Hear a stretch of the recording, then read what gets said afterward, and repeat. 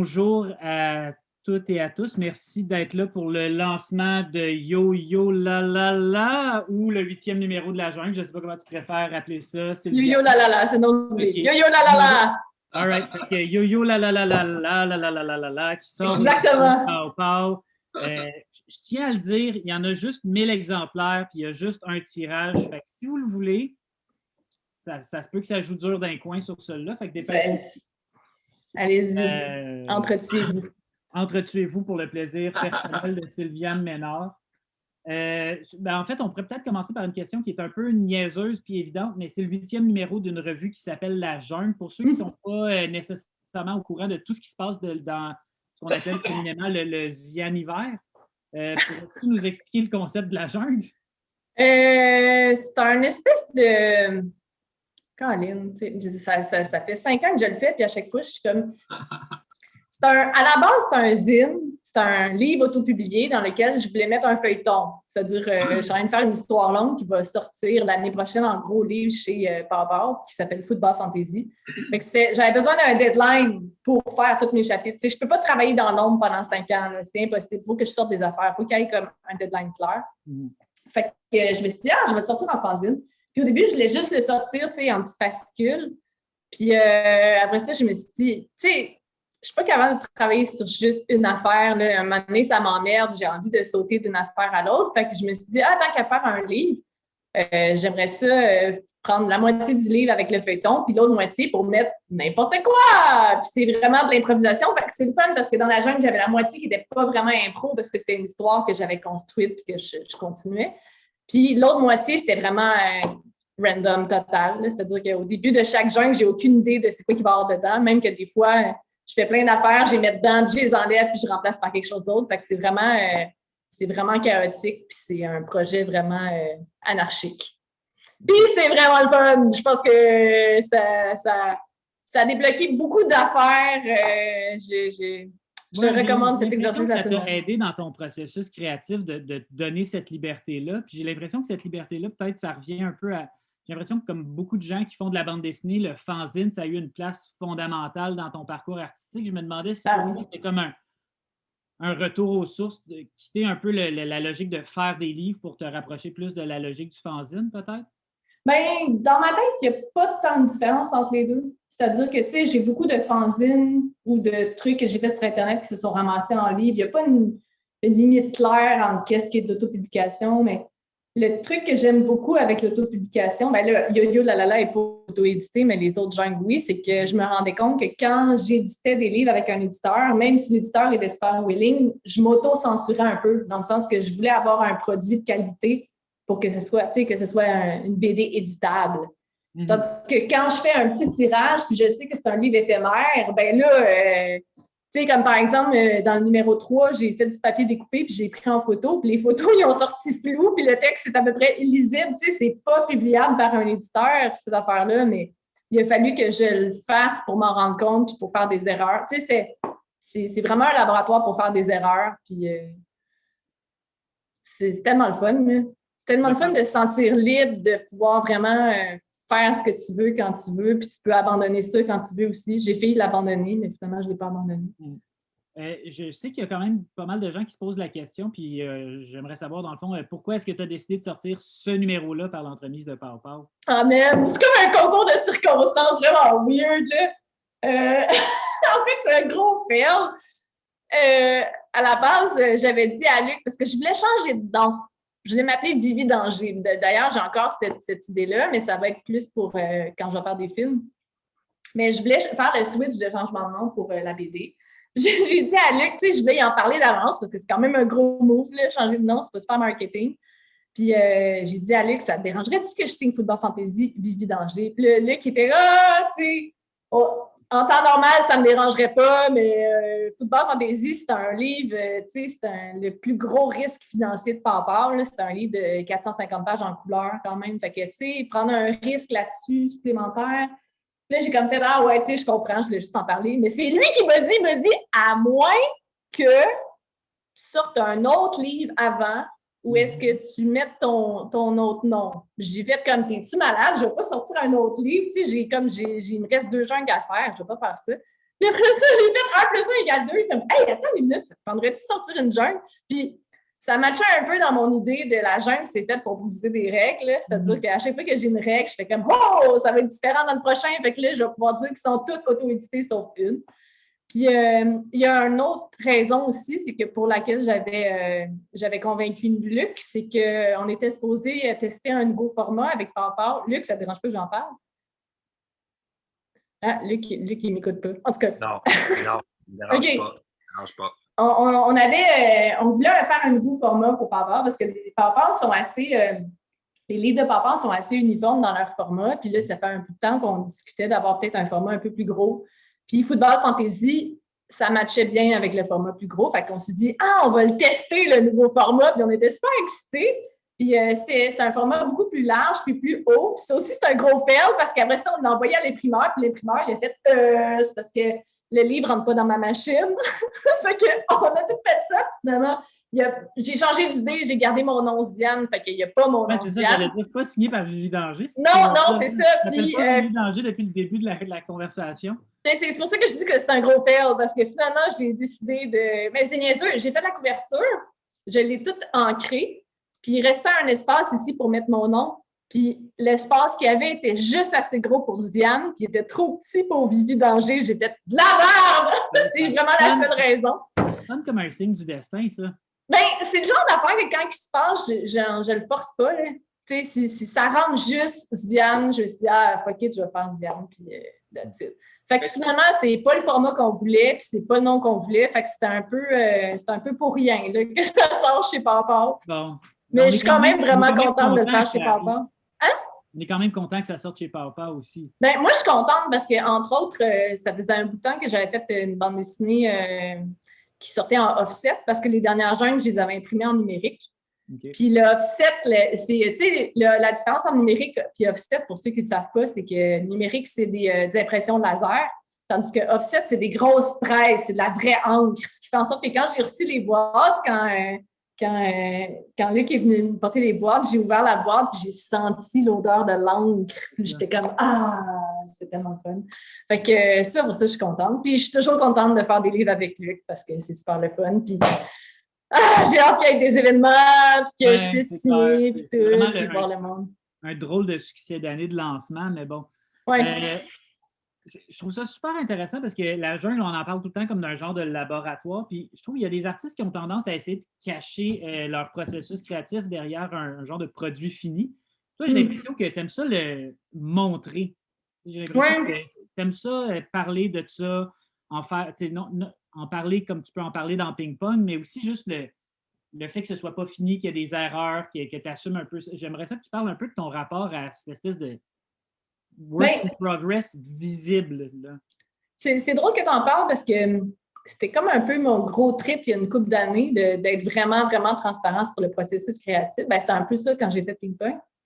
Puis avec les années, aujourd'hui, tu sais, je suis quand même pas opaque, là, c'est-à-dire que je le cache pas, mais je le montre moins qu'avant parce que j'ai l'impression que c'est...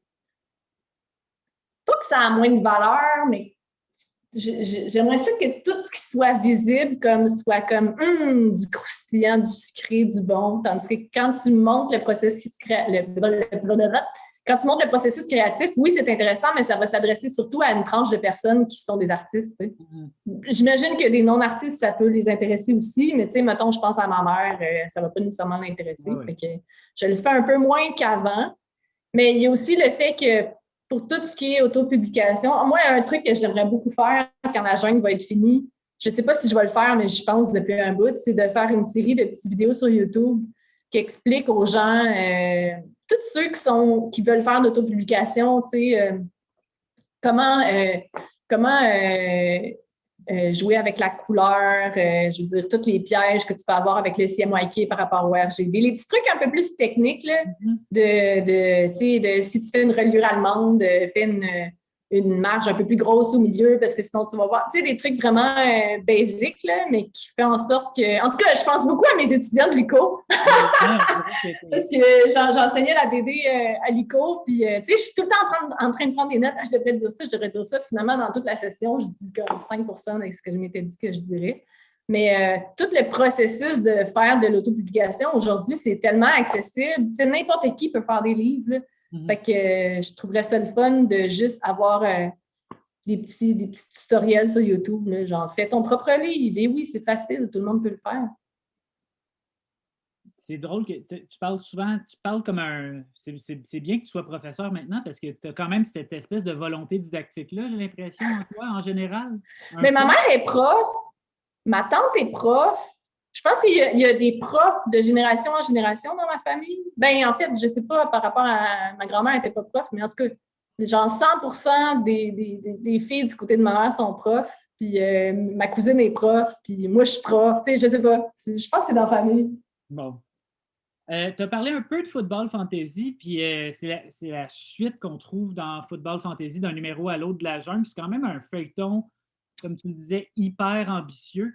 Le concept est quand même assez complexe aussi, genre l'idée de créer une langue complète en substituant. Moi, je me rappelle, la première fois que tu m'as parlé de ça, tu me parlais juste de ta logique de créer une langue en substituant des mots, puis je ne savais pas de quoi ça parlait. Tu sais. D'où ça te sort des idées comme ça, Sylviane? My God, quelle question! J'en ai aucune idée. Je pense qu'il y a juste un mané, une idée random qui apparaît dans ma tête, qui m'attire vraiment, puis j'ai envie de le faire. Je pense que ça ne va pas plus loin que ça. Au début, Football Fantasy, c'est parti, c'était un rêve. Je ne sais pas, j'ai l'impression de le raconter souvent. C'était les Inktober en 2015, je pense. Puis cette nuit-là, j'avais fait un rêve que c'était 2 petites filles qui se faisaient poursuivre par un robot tueur. Puis la scène était super bonne, puis la mise en scène était cool, puis le décor était cool. Fait que j'ai commencé à le dessiner, puis en le dessinant, je me suis rendu compte que ça faisait comme 20 pages. Fait que je l'ai étalé sur plusieurs jours. Puis pendant que je dessinais, j'étais en train de penser « Ah ouais, qu'est-ce qu'il pourrait avoir après? » Fait que, puis c'est juste parti de là. Puis après ça, je me suis rendu compte, je peux faire une histoire avec ça. J'avais aucune idée que ça serait une histoire aussi longue, là, honnêtement, mais tu sais, il y a plein d'affaires que je ne me rappelle plus dans le processus. Ça fait longtemps que j'ai commencé ça. Fait que c'est juste. Je sais pas quoi dire. C'est un ramassis d'affaires, mais quand on lit en séparément dans les genres, ça peut avoir l'air un petit peu comme déroutant, mais je pense que quand ça va être dans un seul livre, tu vas te rendre compte de la cohérence de l'affaire. Tu sais, ça part que tu es vraiment déstabilisé, vraiment déboussolé. Il y a beaucoup de personnages, mais il y a vraiment un tout cohérent. Là, je vous le dis, faites-moi confiance, il y a un tout cohérent là-dedans. Puis, je me rappelle qu'une des autres choses que tu m'as dit dans la conversation au bout de laquelle je ne savais pas du tout de quoi le livre parlait, c'était que tu voulais faire le livre entièrement sans crayonner. Ah oui!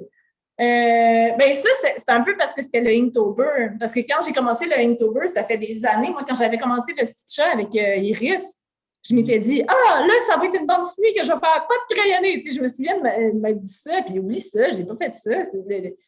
Une BD pas de crayonné, c'est super épeurant, tu sais, t'as pas de filet, puis tu sais, les BD pas de crayonné, ça a pris 1 an avant que j'arrête de trouver mes dessins insupportables. Tu sais, ça prend beaucoup de patience puis d'acceptation de faire un petit peu tout croche.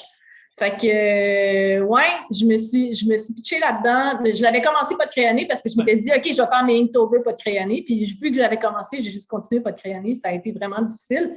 Mais wow, je regrette absolument pas. Là. J'ai tellement appris d'affaires en faisant ça. Puis aujourd'hui, j'ai beaucoup moins peur de dessiner à cause de ça. J'ai l'impression de toujours te le dire à chaque fois qu'on parle, mais il y a un truc qui m'impressionne avec toi, c'est l'idée que tu travailles souvent en t'imposant des contraintes, là, qui soient bonnes ou mauvaises, de toute évidence. Par exemple, l'affaire du crayonné. Mais comment est-ce que des trucs comme les contraintes, tu as l'impression que ça nourrit ton processus créatif, ou est-ce que c'est ton processus créatif que ça nourrit, ou si c'est juste que, je ne sais pas, comment ça te feed? Mais j'ai besoin de contraintes, je pense. Quand je n'ai pas de contraintes, je ne suis juste pas capable de faire rien. Tu sais, d'ailleurs, quand j'ai pas de deadline non plus, j'ai bien de la misère à faire quelque chose. C'est pour ça que j'ai fait la jungle, c'est parce que ça me donnait un deadline. Là, c'est drôle parce que c'est la dernière jungle sur laquelle je suis en train de travailler en ce moment. Puis c'est la dernière, c'est la première depuis le début où le deadline est vraiment flou. Fait que c'est un défi pour moi en ce moment. C'est comme d'être un petit peu dans le parce que au début, je voulais le faire pour le FBDM, mais là, j'ai bien vu que non seulement ça ne se ferait pas, mais de toute façon, j'ai genre 3 nouvelles jungles pour le FBDM. Je ne vais pas en faire une 4e.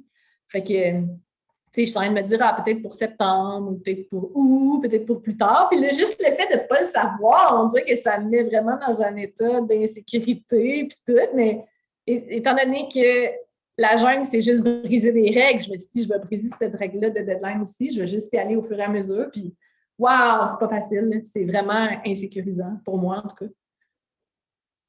Puis, en fait, tu as déjà répondu un peu avec ton histoire de crayonner, mais en général, est-ce que c'est quelque chose qui t'arrive souvent de commencer en t'imposant une contrainte puis de te dire à mi-chemin, c'est une idée de merde, ça me fait chier d'avoir à la respecter, mais je vais quand même la respecter. Est-ce que ça t'arrive de te dire j'haïs ça, faire ça comme ça, mais c'est comme ça que je fais ça? Pas vraiment, je pense. Parce que si la contrainte me fait chier, je pense que la contrainte, je vais le savoir dès le début si elle me fait chier.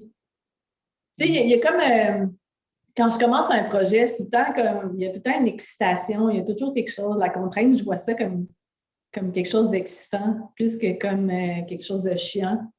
J'ai quand même un exemple en tête qui me vient par rapport, par exemple, au choix du médium. Je suis vraiment, vraiment poche pour choisir les médiums dans lesquels je fais mes BD, genre le choix du crayon. Là. Oh oui. Je me rappelle, mettons, quand j'avais commencé les deuxièmes, j'avais fait l'ancrage au crayon à mine. Puis j'avais choisi le pire crayon au monde. C'est un crayon c'est un pouce-mine avec une mine vraiment grosse que j'avais trouvé à Angoulême. Puis je me suis rendu compte qu'elle n'était pas disponible au Québec. Puis là, mon crayon il était quasiment fini. J'étais comme « Oh shit! » J'ai commencé un livre avec un crayon et je le finis avec le même crayon. J'ai checké sur Internet, c'était l'enfer. Il était vraiment cool, le crayon, mais ça a été une épreuve là, de retrouver le même crayon. Dans le cas de Football Fantasy, c'est ces maudits crayons de marque-là que j'adore. C'est vraiment des crayons que j'adore, mais en même temps, c'est des crayons qui me font vraiment chier parce que c'est vraiment un gamble. Je ne sais pas ce qui s'est passé avec les années. J'ai l'impression qu'ils ont changé la formule. Là, puis au début, ils glissaient. Il y a une couple d'années, j'en achetais, là, puis c'était merveilleux. Là, puis un moment donné, ils ont commencé à faire des crayons qui bouchent. Fait que, tu sais, t'es en train de... L'encre sort pas, là, puis je suis comme « Ah! » Puis là, j'essaie, tu sais. Je me ramasse dans un magasin puis j'en achète 10 juste au cas qu'il y en ait un qui marche bien. Là. Tu sais, c'est genre de choix de même. Ou quand j'ai fait les 24 heures de la bande dessinée au crayon à mine, puis ça, c'est vraiment une mauvaise idée parce que le crayon à mine, c'est un petit peu plus forçant pour le bras. Tu sais, tu forces plus. Puis quand tu travailles 2, 3 heures, 4, 5 heures avec des pauses par jour, il n'y a pas de problème. Mais quand tu travailles 24 heures à crayon à mine, waouh, j'avais mal au bras à la fin que je l'ai amèrement regretté. Fait que je te dirais, c'est surtout le choix du médium que je regrette. Si ça peut répondre à ta question. Ça répond parfaitement à ma question. Il y a une autre question que je me pose, puis ça a rapport à en fait, on a fait une série de... C'est pas terminé, mais je t'ai parlé une couple de fois pour la série sur les 10 ans de Pow Pow. Oui. On s'est croisés déjà une fois pour parler de Viande avec dissonance. Puis tu m'as dit que c'était un de tes livres préférés que tu avais fait. Oui. Puis c'est un livre qui est, en fait, c'est composé de 24 heures de la bande dessinée. Donc, encore une fois, ça relève un peu de la contrainte. Puis aussi, tu sais, ce que j'ai trouvé fou, c'est que tu m'as dit, c'est un de mes livres préférés, mais ça ne me dérange pas qu'il ne soit plus disponible. Puis avec cette jungle-là aussi, c'est la même histoire. C'est un tirage limité de 1000, puis il ne sera pas réimprimé. Je trouve ça fascinant que tu sois capable de te dire un livre, ça va exister une période de temps, puis après ça, pouf, ça va disparaître. Tu sais, j'ai l'impression que, comme auteur, on a souvent envie que nos œuvres restent disponibles. Toi, ça n'a pas l'air de te déranger tant que ça? Ben non, pas tant que ça. Je suis tout le temps en train de travailler sur quelque chose d'autre. Tu sais, j'ai l'impression aussi que je regarde mes vieux livres. À part mes livres des 24 heures, j'ai l'impression que tous ces livres-là, ça a été fait par quelqu'un d'autre que moi. Genre, je ne me reconnais plus dans ces livres-là. Je ne me reconnais plus dans les deuxièmes. Je ne me reconnais plus dans Apnée. Je ne me reconnais plus dans Ping Pong. Fait que ça ne me dérange pas vraiment que ça meure. Ben, que ça meure. Tu sais, ça reste un peu encore en vie parce que je sais qu'il va se ramasser dans les bibliothèques. Fait que si jamais les gens veulent vraiment les livres, ben, ils ont juste à les trouver dans les bibliothèques. Mais autrement, je ne sais pas, je pense que une œuvre d'art, c'est correct aussi que ça ait une fin de vie. C'est des objets reproductibles aussi. C'est pas genre un original. Fait qu'il y en a quand même beaucoup de copies. Puis c'est niaiseux, là, mais de plus en plus, je pense aux arbres. C'est un peu... tu sais, c'est du papier, c'est des ressources. J'ai tendance à être super productive. J'ai fait beaucoup de livres. J'ai publié à peu près un livre par année. Puis il y a des livres que j'ai publiés que je me dis, ça valait-tu vraiment la peine? Tu sais, je me suis dit ça pour une couple de livres. Puis aujourd'hui, j'essaie de me dire, si jamais je sors un livre que je trouve que, pas qu'il n'en vaut pas la peine, mais que c'est correct qu'il y ait juste comme une petite vie par rapport à, mettons, Football Fantasy, ça, j'aimerais ça qu'il sorte puis qu'il aille partout, tu sais, que le monde le lise, qu'il y ait un gros tirage, tu sais, ça vaut la peine, cette affaire-là. Puis oui, il y a des arbres qui vont mourir pour ça, mais je suis prête à l'assumer, tandis que il y en a d'autres que je me dis comment un plus petit tirage, un plus petite affaire, tu sais, c'est correct que ce soit un peu plus éphémère. On va revenir à la jungle. Oui. Il y a une histoire sur l'intelligence artificielle qui a été réalisée avec l'aide de ton chum Camillo. Si j'ai bien compris, il a programmé un algorithme pour colorer la bande dessinée. Oui, exactement. Tu peux-tu nous parler un peu de ça? Mais ça fait un bout. Bon, premièrement, c'est une histoire que je fais avec mon chum. Mon chum, il travaille en intelligence artificielle. Puis il adore la BD, il adore l'art, fait qu'il est vraiment intéressé par ça. Puis on est vraiment, surtout lui, là, il est vraiment intéressé par toutes les questions philosophiques autour de l'intelligence artificielle. Fait qu'on s'est inventé une espèce d'histoire qu'on a commencé à écrire alors qu'on écoutait Twin Peaks. On s'est dit, on aimerait ça faire une enquête policière un peu avec des trucs d'intelligence artificielle. On est sorti avec Artificial Intelligence. Puis ça se passe dans une espèce de Montréal du futur, mais genre 2035, 2040, genre pas si loin que ça. Puis on n'est pas rendu loin dans les pages, on est juste au deuxième épisode. Sauf qu'on a construit le monde, puis on a pas mal, tu sais, à quoi ça ressemble. Puis il voulait aussi participer pour le côté graphique. Puis moi, au début, je faisais juste dessiner les pages. Puis après ça, on s'est dit, ça serait cool. Parce que j'avais pas beaucoup de temps pour le faire, j'étais un peu stressée.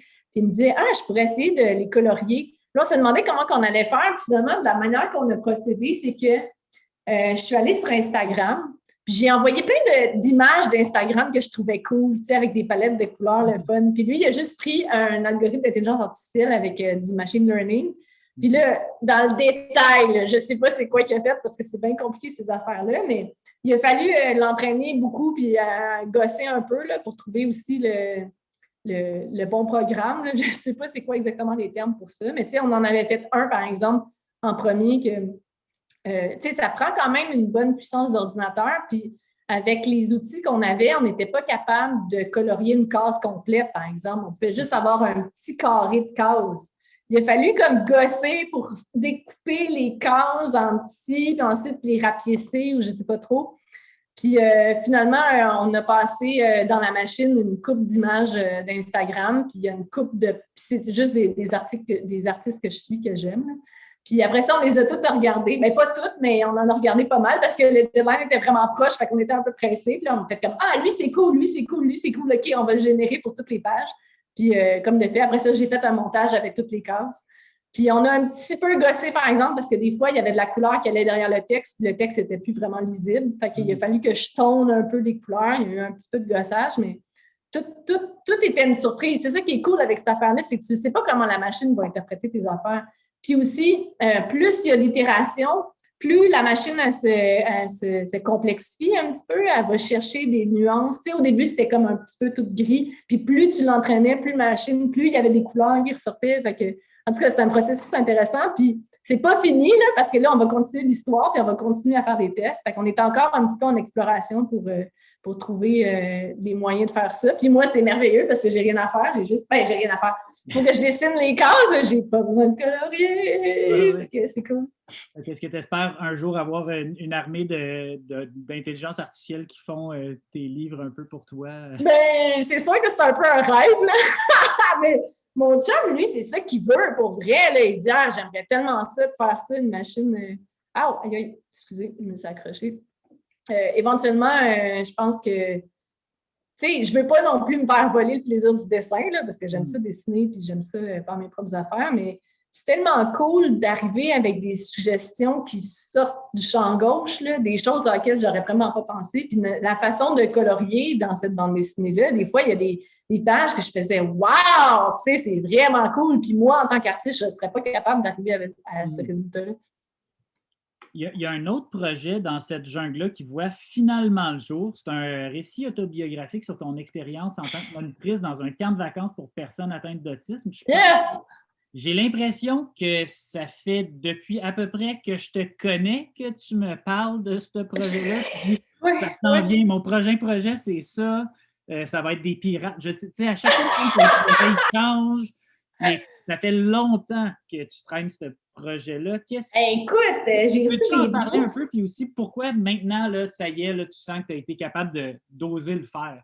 Mais c'est vraiment drôle parce que tu sais, ça s'est passé en 2004. Puis dès 2004, j'avais pris des notes, je prenais des notes dans un journal, puis je m'étais dit, ça serait le fun de faire une BD là-dessus un jour. Ça ne m'a jamais quitté.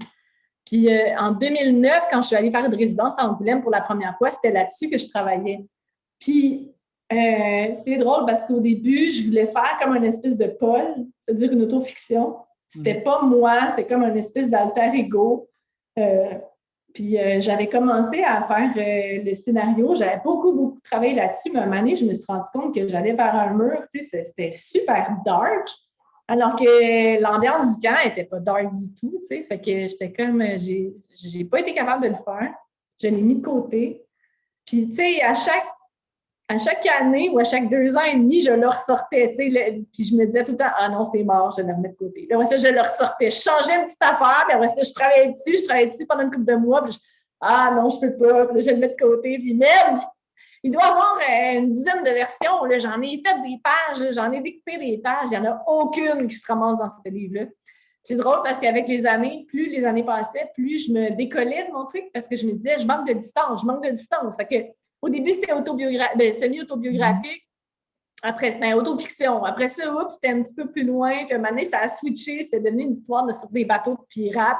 C'était quand même avec des autistes, mais tu sais, je m'étais inventé un monde. Puis il y avait aussi une histoire politique avec une guerre. Puis l'histoire était quand même cool, mais c'était tellement trop complexe. Puis là, à un moment donné, tu sais, je me suis toujours détachée, éloignée. À un moment donné, je me suis dit, les pirates, ça pourrait être dans l'espace, tu sais. Là, j'étais comme, puis je suis rendue bien trop loin. Puis à chaque fois, j'ai abandonné pour vrai. À chaque fois, je me disais, je ne le ferai jamais, cette affaire-là. Puis qu'est-ce qui s'est passé? Pourquoi je l'ai faite là?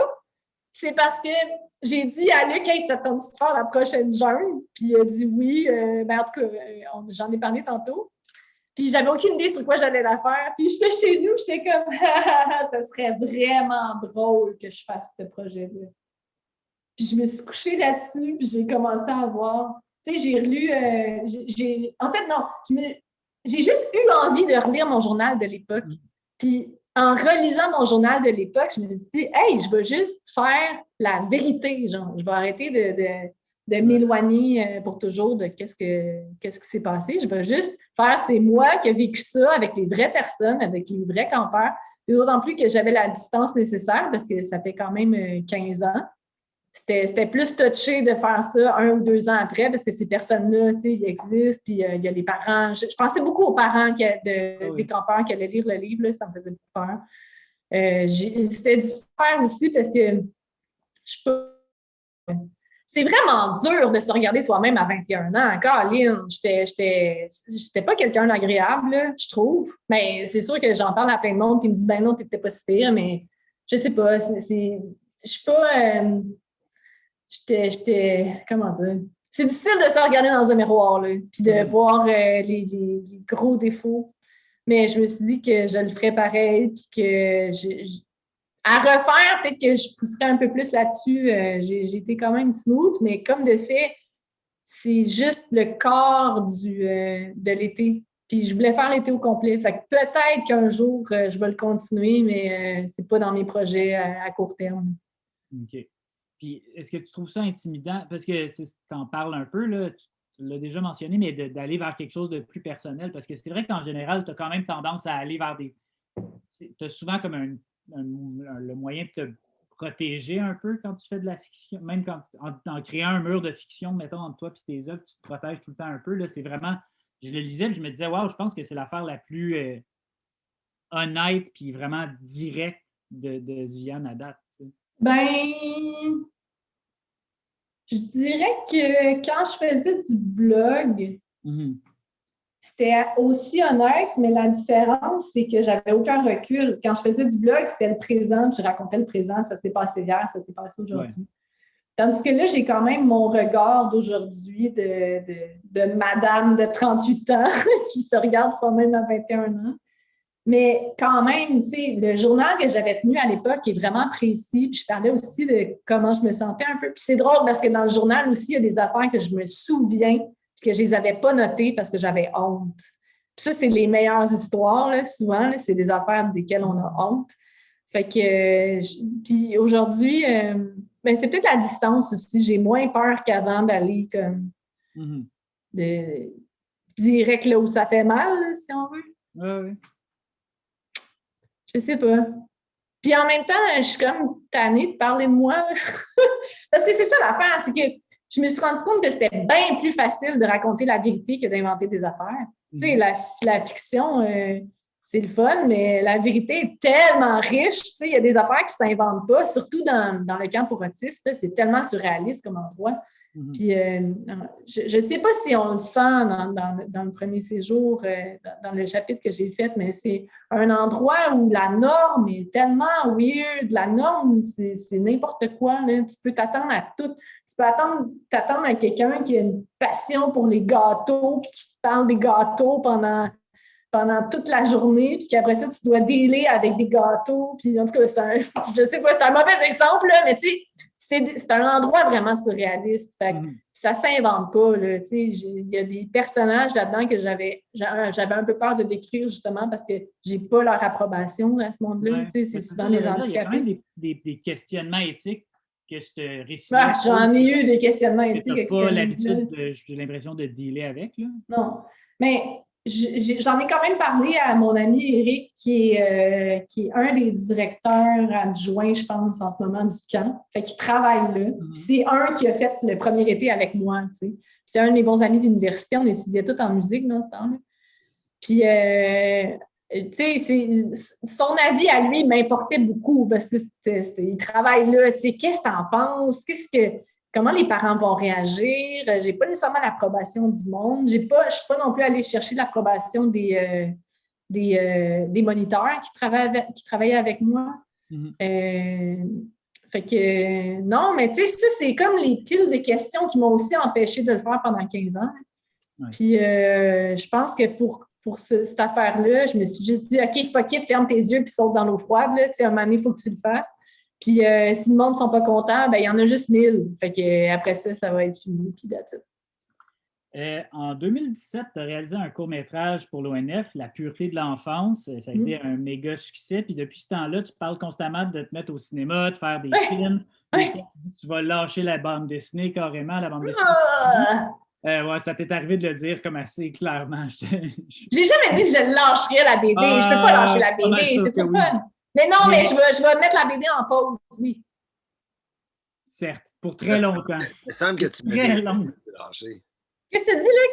Il me semble que tu as déjà dit ça, que tu voulais lâcher. Oui, non, merci. Écoute, ça se peut que j'aille ça, Colin. Mais ce que je me demandais, c'est comment ça se passe de ce temps-ci du côté des films?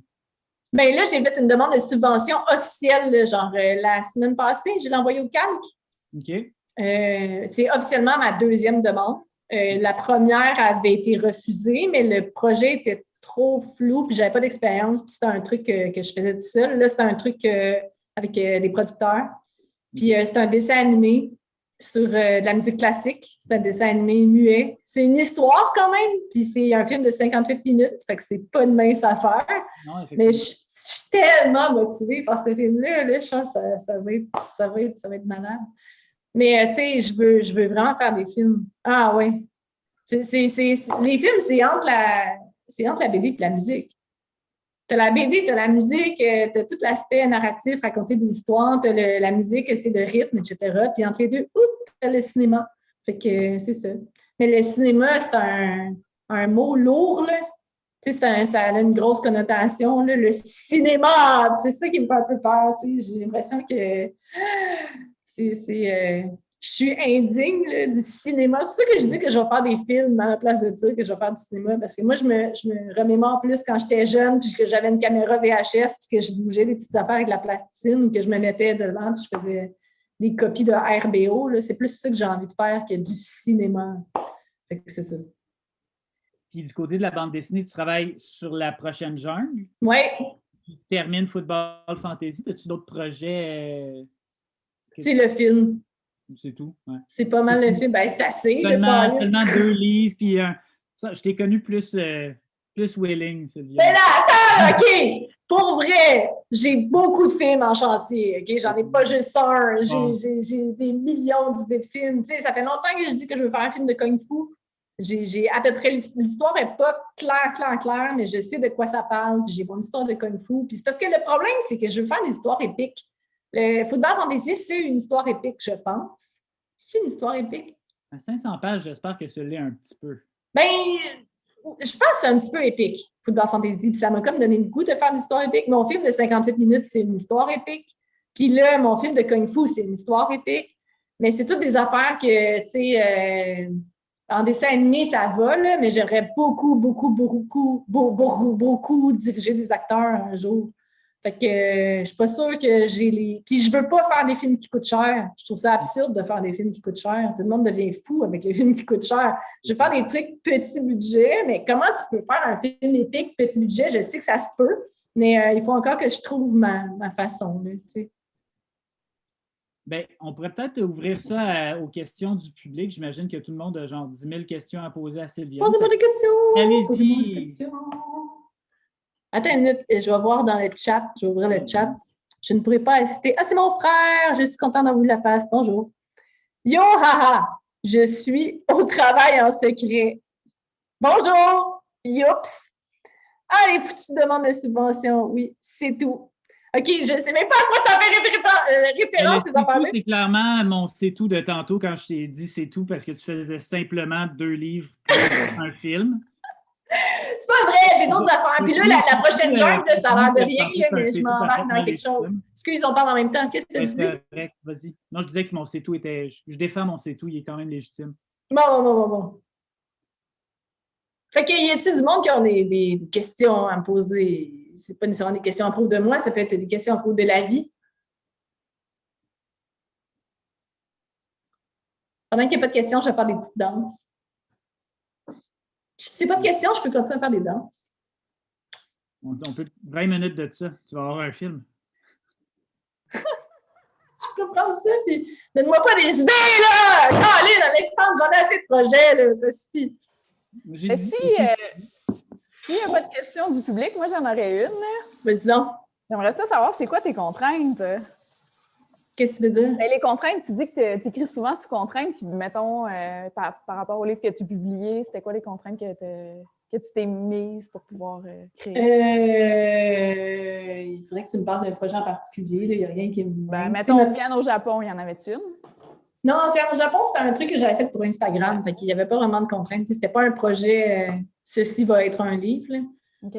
Ben, tu sais, dans la jungle, il y avait plein de contraintes, mais mon jeu, c'est de toutes les faire sauter. Tu sais, mettons, la jungle, il y avait tout le même format. Si, mettons, j'ai pogne, ils sont toutes le même format, sauf la dernière. La dernière est plus grosse parce que, il faut faire sauter les règles. Il faut jazzer ça. Mais ils ont aussi des palettes de couleurs là, qui sont tout le temps, ça paraît pas full, là, mais la palette de couleurs, c'est tout le temps une couleur différente, un degré différent sur le cercle chromatique. Fait que celle-là était surtout jaune. Je ne sais pas si on la voit. Après ça, la deuxième était surtout orange. Après ça, elle était surtout une espèce de rose, etc. Puis là, ça s'en va là. Ça, c'était une autre contrainte, mais là, je suis en train de me demander, je vais-tu faire sauter ça pour la dernière? Fait que des fois, tu donnes des contraintes formelles, puis d'autres fois, c'est plus thématique ou c'est surtout formel? J'ai pas vraiment de contraintes thématiques, je pense. Ouais, OK. Les contraintes thématiques, c'était surtout quand, mettons, pour les 24 heures, parce que c'était la contrainte qui était donnée pour les 24 heures, où est-ce que je devais... C'est ça que j'aimais beaucoup aussi avec les 24 heures, c'est que dès que j'avais une contrainte thématique, c'est ça qui me donnait des idées. Fait que ça, à chaque fois, c'était la contrainte qui était donnée au début des 24 heures. OK. Merci! Merci, Chloé! J'ai des questions dans le chat. Par exemple, Maud Roberto te demande, c'est laquelle ta jungle préférée à date? Ah, c'est difficile! Je les aime toutes. J'ai vraiment de la misère à choisir. Ils ont toutes quelque chose de différent qui me plaît T'en beaucoup. sauves une. Les autres vont disparaître, mais celle-là va rester. Ben, ouais, c'est ça. Si j'en ai une, ceci, ils ont toutes quelque chose. Mais je vais vous avouer que c'est drôle parce que j'avais l'impression que c'est celle qui vendrait le moins parce que la couverture, c'est la moins attirante, là, mais c'est la deuxième. La jungle 2, il y a comme une histoire dedans qui j'allais dire à suivre, mais est complète dans cette affaire-là. Là. C'est juste qu'il y a un petit bout d'histoire, après ça, il y a un petit peu n'importe quoi, après ça, le petit bout d'histoire revient. Puis c'est mon ancien vendeur de potes. Un moment donné, il est venu chez nous puis il me dit hey, sais-tu quoi, je me suis fait arrêter par la police. Je fais hein? Lui, il a commencé à me raconter son histoire, puis son histoire était juste folle. Puis ce gars-là, c'est vraiment un bon conteur. Fait qu'un moment donné, j'ai dit stop, je peux-tu t'enregistrer puis juste faire une BD avec ce que tu dis? Faites comme ah ouais, pas de problème. Tu sais, il était bien down avec ça. Fait que tout le texte qu'on voit, c'est pas moi qui l'ai écrit, c'est vraiment une BD collaborative. Puis son histoire est tellement bonne, puis il raconte juste tellement bien que je pense que c'est peut-être à cause de ça, c'est ma jungle préférée. Mais tu sais, je prendrais toutes les jungles, je pourrais dire ah, il y a vraiment ça que je trouvais ça vraiment cool, ou tu sais, faire du papier découpé, ça a tellement été le fun. La jungle sur le Japon. La première, elle a une place spéciale dans mon cœur parce que je trouve que c'est celle qui a la plus belle couverture, puis je trouve que c'est celle qui est un petit peu le plus random. Celle sur le COVID aussi, j'ai essayé de rechercher le random du numéro 1, puis il y a des bonnes passes dedans. C'est tous des livres que quand je vois, tu sais, je disais tantôt qu'il y a des livres que j'ai faits que je ne me reconnais plus dedans, mais j'ai l'impression que la jungle, en tout cas, on verra dans 10 ans, là, mais j'ai l'impression que la jungle, c'est des livres que je vais me reconnaître dedans vraiment longtemps. C'est un feeling. Luc, pendant tout ce temps-là, il espérait que tu dises que c'était la 8e, ta préférée, je pense. Bien, elle a une place spéciale dans mon cœur, la 8e, c'est sûr. Là. Ça fait combien de temps que je veux le faire, ce multi-projet-là? Je pense que depuis le début, c'est celui où j'ai le plus poussé l'objet. C'est-à-dire que là, avec les rabats, là, surtout, mais je suis vraiment contente de comment ça a sorti, les rabats là, à l'intérieur, puis la timeline à la fin, puis l'espèce de ligne là, que j'ai essayé de faire matcher ici. Là. En tout cas, c'était vraiment le fun. J'ai vraiment aimé ça. Une autre question dans le chat. Marie-Claude te demande qu'est-ce que tu fais pour prendre soin de toi durant la création d'un gros projet comme une BD, mal au bras, au dos, morale qui descend, etc. Wow, c'est une bonne question, ça. Ben pour tout ce qui est mal à... j'ai la misère ces temps-ci à le faire, mais j'essaie vraiment de faire du stretching à tous les jours. À un moment donné, je me suis rendu compte que ma mère faisait ça. Puis j'ai fait comme, wow, c'est tellement une bonne idée. Puis j'ai un peu un corps très, très, très semblable à celui de ma mère. Fait que je me suis dit, OK, je vais faire du stretching tous les jours. Puis quand j'en fais pas, ça paraît. Là, je vais aussi à la piscine une fois par semaine. Puis là, ça a été bien dur parce que toutes les piscines étaient fermées. Là, fait que ces derniers temps, ça a été plus difficile. Fait que, ouais, le sport, quand je suis dans un gros rush, j'aime ça aussi avoir une routine régulière. C'est-à-dire que c'est de me lever à peu près à la même heure, de me coucher à la même heure, d'avoir beaucoup d'heures de sommeil. Il me faut au moins 8-9 heures. Là. Il y a du monde qui dorme juste 5 heures par nuit, là, mais c'est pas moi. Là. Puis, ben, j'aime beaucoup manger. Je manger des bonnes affaires. Je prends plus de pauses qu'avant. Avant, j'étais bien j'ai pas besoin de pause, blablabla. Je me suis rendu compte que c'était vraiment calme. Fait que je prends plus de pauses qu'avant, surtout pour mes yeux aussi. Là, ce que j'aimerais vraiment arriver à faire, c'est d'avoir moins d'écran. Parce que l'écran, ça me fait mal aux yeux.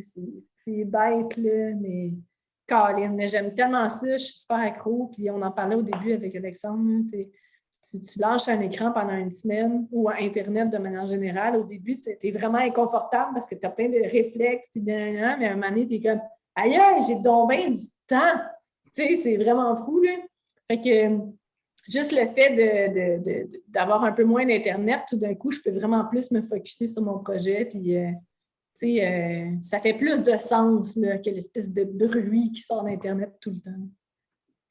Est-ce qu'il y a d'autres questions? Je vais essayer le stretching et la piscine. Allez pas toute à la piscine, là, parce que là, les piscines vont déborder et ça va être désagréable. Trouvez-vous des sports, là.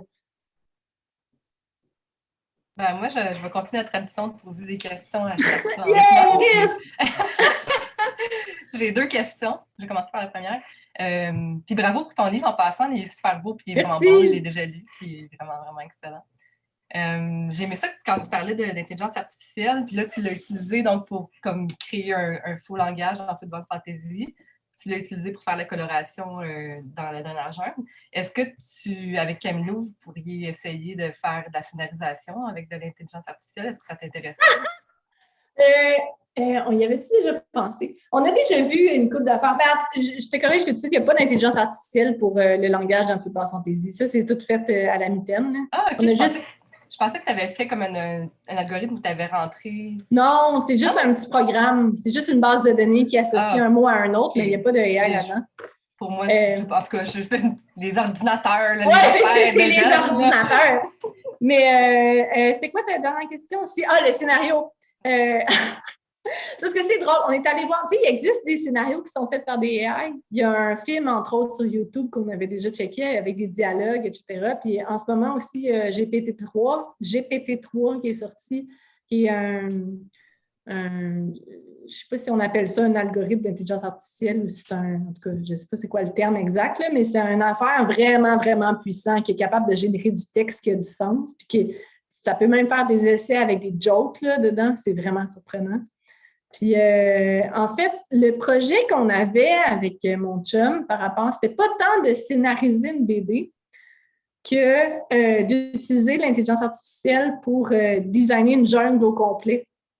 Puis, on s'était dit, parce qu'à un moment donné, on avait vu dans une conférence d'intelligence artificielle qui était, je pense, au BC, il y avait un groupe de musique qui avait pris toutes les tunes qu'il y avait, je pense qu'il avait tout retranscrit les tunes, les instruments en MIDI pour que ce soit des chiffres, qui avait retranscrit toutes les paroles des tunes, mais il n'y avait pas assez. Tu sais, pour faire de l'intelligence artificielle, ça prend beaucoup, beaucoup de données. Fait que, au lieu d'avoir juste les tunes de leur tune à eux, les paroles de leur tune à eux, ils sont allés prendre les paroles d'une grosse base de données de plein de tunes qu'ils aimaient.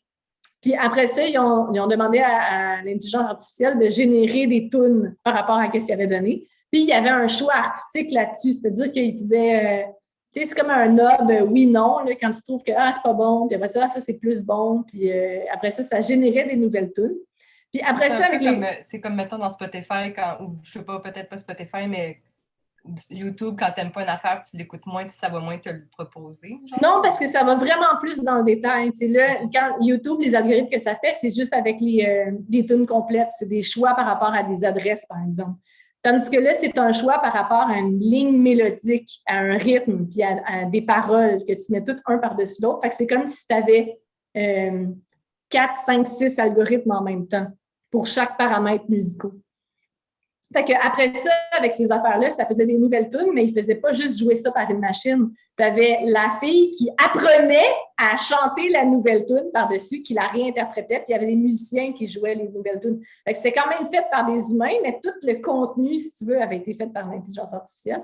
Puis on s'était dit, ça serait vraiment le fun qu'on fasse une jungle avec ça, tu sais, mettons la jungle 11.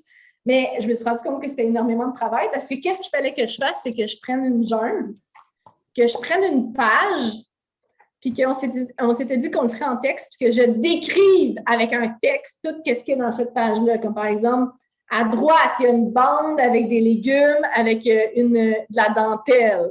Après ça, il y a 3 cases. Case 1, il se passe ça. Case 2, il se passe ça. Puis là, il fallait faire ça avec toutes les pages de toutes les jungles pour qu'après ça, il y ait un ramassis, comme, que ça soit aussi séparé par rapport à qu'est-ce que c'est la palette de couleurs, qu'est-ce qui se passe dans les cases, qu'est-ce que c'est le texte, puis qu'est-ce que c'est le design. Pour qu'à la fin, ça génère un espèce de cossin en forme de texte qui dit, dans cette page-là, il se passe ça, ça, ça, ça, ça. Puis éventuellement, moi, j'aurais le choix artistique de dire, ça, c'est intéressant. Puis, ça serait à moi, l'artiste, de partir de ça pour redessiner quelque chose à partir de ça. Puis, ça ferait notre genre intelligence artificielle. Ça me tentait vraiment de le faire, mais je me suis découragée quand il est venu le temps d'écrire tout ce qui était là. J'avais commencé, là, puis c'était éternel. C'était vraiment long. Je m'étais dit, on pourrait demander une bourse, puis je pourrais payer du monde, genre des étudiants de l'éco là, qui cherchent de l'argent. Prenez toutes mes pages, puis décrivez des affaires. Faites ça comme 2 heures par jour. Mais même en faisant ça, j'ai l'impression que c'était tellement long que, tu sais, je ne sais pas si ça vaudrait la peine de mettre tant d'efforts et d'énergie pour faire ça. Mais c'est à ça qu'on avait pensé. Cool, merci. C'est super intéressant. Puis j'avais une deuxième question. Je sais que ça fait juste une journée là, que tu es dans ta résidence là, pour 3 semaines. Oui! Mais je voudrais savoir, c'est quoi la vibe du lieu? Est-ce que tu le sens? Je sais que ça fait juste un jour, mais est-ce que tu le feels ou... Ah, c'est tellement cool! OK, checker. Je suis présentement à la Maison de la littérature à Québec. Je vais juste dépluguer mon ordi. Fait que ça, c'est mon espace de travail en ce moment. C'est comme une espèce de vieille table avec une vieille chaise. Mais je ne sais pas si c'est vraiment vieux, mais c'est vraiment beau. Puis c'est surtout que c'est juste l'autre côté, par la fenêtre, on ne voit pas, mais c'est une bibliothèque qui est dans une ancienne église. Puis ici, juste en face de moi, j'ai la vue sur la rue Sainte-Ursule. Puis l'appartement est super grand, là. Il y a un corridor qui va à une autre pièce là-bas. C'est super beau, il y a des fenêtres partout, je me sens bien. Je suis là en ermite là, parce que je veux vraiment finir mon dernier chapitre de Football Fantasy. J'ai essayé de le faire chez nous depuis le début du mois de janvier, puis je n'ai pas été capable. Mais là, je le sens, là, je pense que ça va se passer. Je suis arrivée hier soir, puis aujourd'hui, je me suis installée, j'ai installé Photoshop, j'ai fait marcher le scanner, puis j'ai fait une grosse épicerie, mais tu sais, genre samedi, là, c'est « Oh yeah, on part! » Puis je pense que ça va être cool, je pense que ça va bien se passer. On a peut-être le temps pour une dernière question, s'il y en a une. Dernière question. Dernière question. Il n'y a pas de dernière question. Il n'y a pas de dernière question. On va te dire au revoir. J'ai entendu oui, allô. J'ai pas de questions pour vous, mais j'aurais un témoignage. Vas-y donc. Mon nom est Mégane, je suis infirmière auxiliaire dans une clinique médicale qui s'appelle La Licorne, qui se situe en face du Cheval Blanc sur la rue Ontario. Le premier livre que j'ai découvert, c'est de Sviane à Noël. Ma grand-mère me l'a offert, puis ensuite, je suis allée sur le site Internet et j'ai découvert les livres à 10 $. Je me suis commandé chaque livre, bon, le spécial, puis je suis tombée amoureuse de vos livres. Depuis ce temps-là, à chaque semaine, je me commande des livres. Je suis rendue à 29. Je suis amoureuse de la maison d'édition Papa. Tous les livres sont grandioses. À chaque matin, j'ai ça dans le métro. Quand je reviens du travail, vous êtes un baume dans mon COVID. J'ai travaillé depuis à tous les jours. Je suis épuisée, mais c'est tellement mon moment préféré. Wow! C'est donc cool! Partagé depuis tantôt, je le dis dessus, mais j'avais tellement envie de vous le dire. Merci. Hey, merci! Ça fait chaud au cœur! C'est vraiment cool! Luc, on ne l'entend pas, mais Luc est en train de verser une larme, je le sens. C'est probablement lui qui envoie les livres un après l'autre. Luc Bossé, c'est l'éditeur en passant. C'est lui qui est le papa de tous les livres que vous lisez. Hey, merci beaucoup, Mégane. Je me suis tellement intéressée à vous. J'ai dû commander un de ces livres qui n'était pas disponible sur le site via une autre plateforme, mais j'ai réussi à le trouver, comment faire de l'argent. Ouais, je fais une collection avec vos livres. C'est merveilleux, c'est merveilleux. Un gros merci, Mégane, ça me va droit au cœur. Est-ce que dernière question ou danse de la dernière question, chanson de la dernière question ou on se dit au revoir pour ce soir? Je pense que je vais faire une petite danse puis ça va être ça. OK. Je vais faire la danse de Madonna. Ben, dernier appel, le 8e numéro de La Jungle, disponible en librairie pour le temps que ça dure. Après ça, bye-bye, puis des années de regret à vous dire j'aurais dû l'acheter quand il était disponible. Ben non, il va être en bibliothèque, il va toujours exister, voyons. Laisse-moi faire mon pitch de... OK, achetez-le! Achetez-le! Sinon, ben, c'est ça. On va sûrement se retrouver pour d'autres événements de lancement au cours de la saison littéraire qui s'annonce. Yes! Beaucoup d'avoir été là. Puis, merci tout le monde, vous êtes cool. Sylviane aussi, c'était vraiment intéressant. Merci Alexandre. Bye. Tout le monde s'en va, bye. Bye. Merci Sylviane, merci Alexandre. Merci Luc Bossé de faire des livres. Merci Mélane.